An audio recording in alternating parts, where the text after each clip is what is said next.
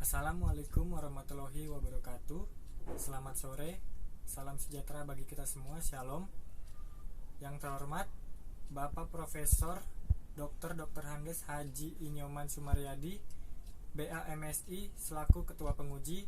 Yang terhormat Bapak Arlis Prayugo, SIP MPD selaku anggota penguji dan dosen pembimbing saya. Yang terhormat Bapak Dr. Handes Wesley Panjaitan, SMHK MSI selaku anggota penguji. Perkenalkan, nama saya Rio Fieriandi Mahardika, NPM 162041701, Program Studi Ilmu Pemerintahan. Terima kasih atas waktu yang telah diberikan kepada saya. Di sini saya akan memaparkan hasil skripsi saya yang berjudul Kualitas Layanan Melalui E-Government dalam Pelayanan Perizinan di Kelurahan Kebonpala. Latar belakang. Masalah yang bermuara pada kualitas sumber daya manusia telah lama menjadi batu sandungan bagi peningkatan efisiensi dan mutu pelayanan lembaga pemerintahan di banyak negara, terutama negara berkembang. Solusi dan pemecah masalah itu tidaklah mudah dan cenderung bersifat jangka panjang. Sulitnya memecahkan masalah yang sangat serius itu membuahkan berbagai usaha untuk mencari alternatif solusi yang berjangka pendek. Salah satu solusi yang sedang giat dikembangkan adalah penerapan e-government. Perumusan masalah. 1. Bagaimana kualitas layanan melalui e-government dalam pelayanan perizinan di Kelurahan Kebonpala? 2. Apa saja faktor pendukung dan penghambat kualitas layanan melalui e-government dalam pelayanan perizinan di Kelurahan Kebonpala? Tujuan penelitian. 1. Untuk menganalisis dan mendeskripsikan kualitas layanan melalui e-government dalam pelayanan perizinan. 2. Untuk menganalisis dan mendeskripsikan faktor-faktor pendukung dan penghambat kualitas layanan melalui e-government dalam pelayanan perizinan. Lokasi penelitian saya di Kelurahan Kebonpala yang beralamat di Jalan Jengki Cipinang Asem, Blok Melati nomor 11, RT 11 RW 4, Kebonpala, Makassar, Kota Jakarta Timur 13650. Kerangka pemikiran. Berdasarkan Instruksi Presiden Republik Indonesia Nomor 3 Tahun 2003 tentang kebijakan dan strategi nasional pengembangan e-government, menggunakan unsur penerapan e-government menurut Wahat yang meliputi 1. Program, yaitu situs web, 2. Kelompok target, yaitu masyarakat, 3. Pelaksanaan, yaitu pelayanan perizinan online. Mengetahui kualitas layanan menggunakan faktor penentu kualitas layanan dari konsep ServQual menurut Zitham, Bittner, dan Duane, yang terdiri dari 1. Reliability, 2. Responsiveness, 3. Assurance, 4. Empati, 5. Tangible. Lalu mengetahui faktor pendukung dan penghambatnya. Metode penelitian.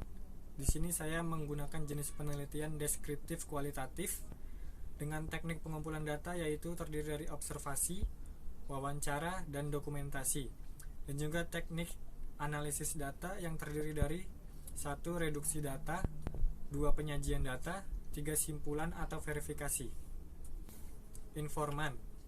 Di sini saya mewawancarai kepala unit dan staf DPM PTSP Kelurahan Kebonpala dan masyarakat pengguna pelayanan perizinan online.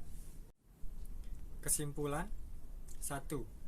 Dalam pelaksanaan pelayanan perizinan online, Kelurahan Kebonpala tidak memiliki situs web sendiri, tetapi memang sudah disediakan tingkat dinas. Terdapat 4 situs web, yaitu jakevo.jakarta.go.id, pelayanan.jakarta.go.id, sosial dpmptsp.jakarta.go.id, dan pertanaman pemakaman.jakarta.go.id. Situs web yang ada selalu diinformasikan melalui media sosial, Instagram. Tetapi masih ada masyarakat yang tidak mengetahui situs web tersebut dan adanya pelayanan online. Kualitas layanan melalui e-government dalam pelayanan perizinan di Kelurahan Kebonpala sudah berjalan dengan baik walau masih terdapat masalah saat pelaksanaannya. Situs web pelayanan online yang digunakan Kelurahan Kebonpala tampilannya sudah menarik dan mudah dipahami. Tetapi untuk server masih mengalami masalah. Hal ini dikarenakan banyaknya data yang masuk ke server, yang mengakibatkan server melambat. Hal ini juga dialami oleh masyarakat yang mengakses situs web, mengeluhkan lambatnya pemuatan situs web. Lalu faktor pendukung, yang pertama adanya edukasi kepada masyarakat dengan video tutorial, serta informasi situs web dan pelayanan online melalui media sosial. Yang kedua jaringan internet, lalu yang ketiga semua prasarana, baik berbentuk perangkat keras dan lunak yang diperlukan untuk mendukung pengelolaan, transaksi, dan penyaluran informasi. Lalu faktor penghambat. Yang pertama, kurangnya kapasitas server yang mengakibatkan saat penggunaan situs web yang berlebihan dapat menyebabkan pemuatan situs web melambat. Yang kedua, selain menjadi pendukung dalam pelayanan online, jaringan internet dapat menjadi penghambat juga. Jika jaringan internet tidak memadai, pelayanan pun akan terhambat.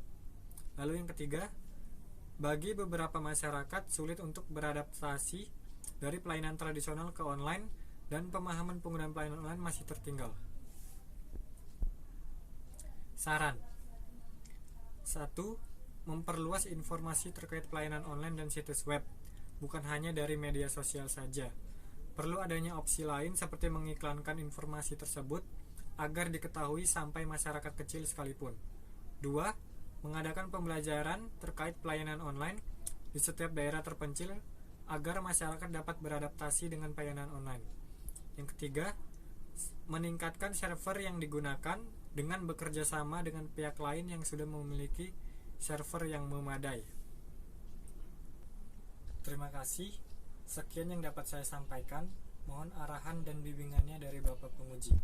Wassalamualaikum warahmatullahi wabarakatuh. Shalom.